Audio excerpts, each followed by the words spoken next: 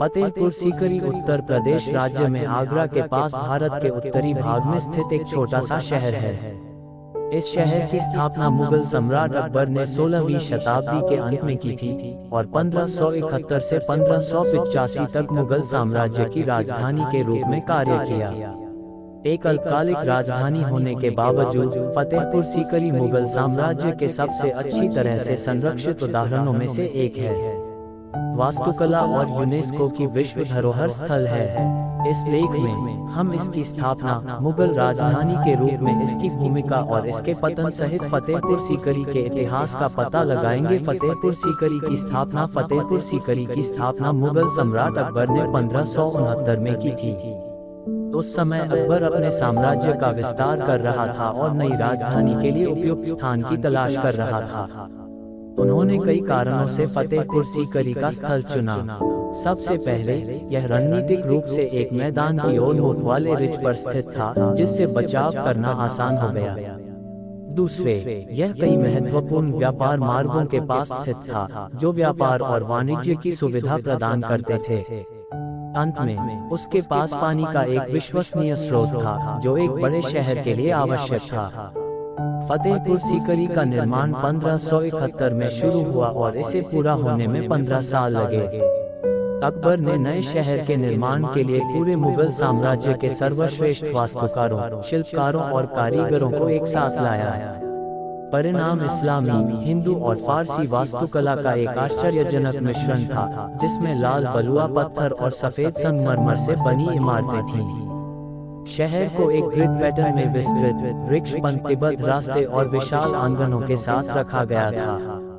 फतेहपुर सीकरी में सबसे प्रतिष्ठित इमारतों में से एक बुलंद दरवाजा या विजय द्वार है। यह विशाल द्वार 1573 में गुजरात राज्य पर अकबर की जीत के उपलक्ष्य में बनाया गया था। यह 40 मीटर से अधिक लंबा है और लाल बलुआ पत्थर और संगमरमर से बना है। गेट कुरान से जटिल नक्काशी और शिलालेखों से सजाया गया है। फतेहपुर सीकरी में एक और उल्लेखनीय इमारत दीवान-ए-खास या निजी श्रोताओं का हॉल है। इस भवन का उपयोग अकबर अपने सलाहकारों और दरबारियों के साथ निजी बैठकें करने के लिए करता था। दीवान-ए-खास जटिल नक्काशी और काले संगमरमर से बना एक केंद्रीय स्तंभ के साथ मुगल वास्तुकला का एक प्रभावशाली उदाहरण है। फतेहपुर सीकरी में सबसे अनोखी इमारतों में से एक पंचमहल या 5 मंजिला महल है। यह 5 मंजिला संरचना शाही घराने की महिलाओं के लिए बनाई गई थी और एक अवकाश स्थान के रूप में काम करती थी। पंचमहल स्तंभों और मेहराबों की एक श्रृंखला के साथ एक खुला मंडप है। इसे ठंडी हवाओं को पकड़ने और तेज गर्मी के सूरज से राहत देने के लिए डिजाइन किया गया था। इन इमारतों के अलावा फतेहपुर सीकरी में कई महत्वपूर्ण मस्जिदें भी हैं, जिनमें जामा मस्जिद और जोधाबाई मस्जिद शामिल हैं। जामा मस्जिद भारत की सबसे बड़ी मस्जिदों में से एक है और इसमें 10,000 से अधिक उपासक बैठ सकते हैं। जोधाबाई मस्जिद का नाम अकबर की हिंदू पत्नी के नाम पर रखा गया है और यह हिंदू और इस्लामी वास्तुकला का एक अनूठा मिश्रण है। अपनी भव्यता के बावजूद फतेहपुर सीकरी थोड़े समय के लिए ही मुगल साम्राज्य की राजधानी थी। 1585 में अकबर ने राजधानी को लाहौर में स्थानांतरित करने का फैसला किया, जो वर्तमान पाकिस्तान में है। कई सिद्धांत हैं कि अकबर ने फतेहपुर सीकरी को क्यों छोड़ा। कुछ इतिहासकारों का मानना कि शहर बहुत दूर था और महत्वपूर्ण संसाधनों तक उसकी पहुंच नहीं थी। अन्य लोगों का सुझाव है कि अकबर द्वारा हमलों के लिए शहर की भेद्यता के बारे में चिंतित था। मुगल साम्राज्य की राजधानी के रूप में अपनी संक्षिप्त अवधि के दौरान फतेहपुर सीकरी संस्कृति, वाणिज्य और धर्म का केंद्र था। अकबर अपनी धार्मिक सहिष्णुता के लिए जाना जाता था और फतेहपुर सीकरी में उसका दरबार विभिन्न धर्मों और संस्कृतियों का संगम स्थल था। हिंदू, मुस्लिम, ईसाई और सिख सभी को उसके दरबार में जगह मिली थी और अकबर ने अंतर्धार्मिक संवाद और बहस को प्रोत्साहित किया। अकबर ने कला और विज्ञान का भी समर्थन किया और फतेहपुर सीकरी में उसका दरबार कलात्मक और बौद्धिक गतिविधियों का केंद्र था। यह शहर उस समय के कुछ सबसे प्रसिद्ध कलाकारों, कवियों और विद्वानों का घर था और अकबर स्वयं कलाओं का संरक्षक था। उन्होंने कला के कई कार्यों को कमीशन किया, जिसमें प्रसिद्ध सचित्र, पांडुलिपि भी शामिल है, जिसे अकबरनामा के नाम से जाना जाता है, जो उनके शासनकाल का इतिहास है। फतेहपुर सीकरी व्यापार और वाणिज्य का भी एक महत्वपूर्ण केंद्र था। यह शहर कई महत्वपूर्ण व्यापार मार्गों के पास स्थित था और कई कुशल कारीगरों और व्यापारियों का घर था। फतेहपुर सीकरी के बाजार अपने वस्त्रों, गहनों और अन्य विलासिता की वस्तुओं के लिए प्रसिद्ध थे। धर्म ने शहर के जीवन में एक महत्वपूर्ण भूमिका निभाई। फतेहपुर सीकरी कई महत्वपूर्ण मस्जिदों के साथ साथ हिंदू और सिख देवताओं को समर्पित मंदिरों और मंदिरों का घर था।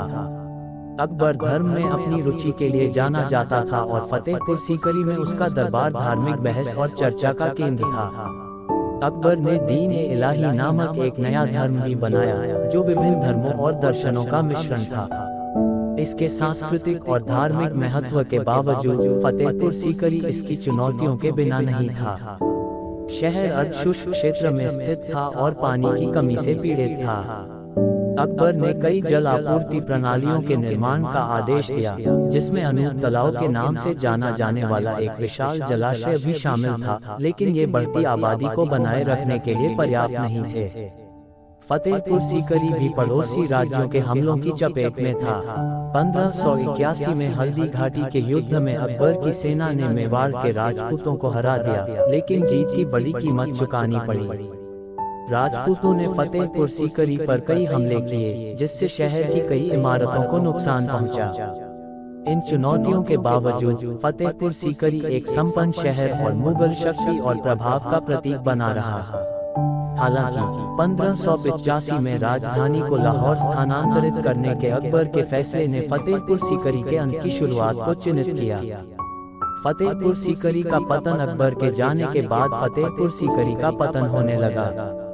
यह शहर अब राजनीतिक शक्ति और वाणिज्य का केंद्र नहीं था, जो कि अकबर के अधीन था, और इसके कई निवासियों ने छोड़ना शुरू कर दिया था।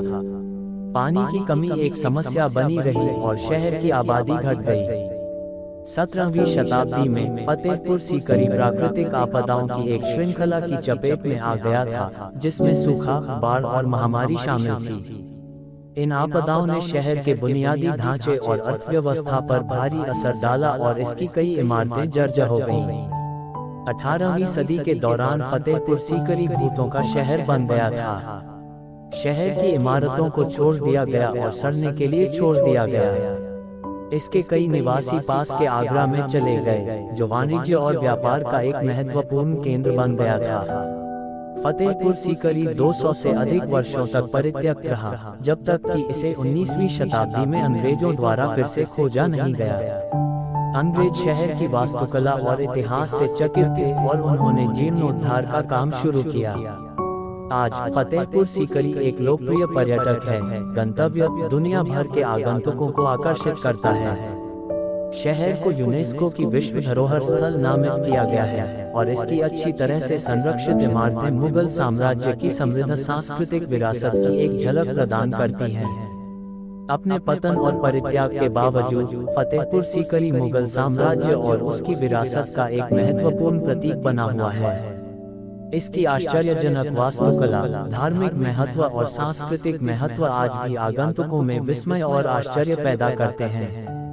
अंत में फतेहपुर सीकरी एक समृद्ध और जटिल इतिहास वाला एक उल्लेखनीय शहर है। सूफी संत शेख सलीम चिश्ती द्वारा इसकी स्थापना से लेकर मुगल साम्राज्य की राजधानी के रूप में इसके संक्षिप्त लेकिन शानदार काल तक इस शहर ने भारत के सांस्कृतिक और धार्मिक जीवन में एक महत्वपूर्ण भूमिका निभाई है। आज फतेहपुर सीकरी मुगल साम्राज्य की स्थायी विरासत और भारतीय इतिहास और संस्कृति पर इसके प्रभाव के लिए एक वसीयतनामा के रूप में खड़ा है। इसकी आश्चर्यजनक वास्तुकला, जीवंत संस्कृति और धार्मिक महत्व दुनिया भर के आगंतुकों में विस्मय और आश्चर्य को प्रेरित करते हैं।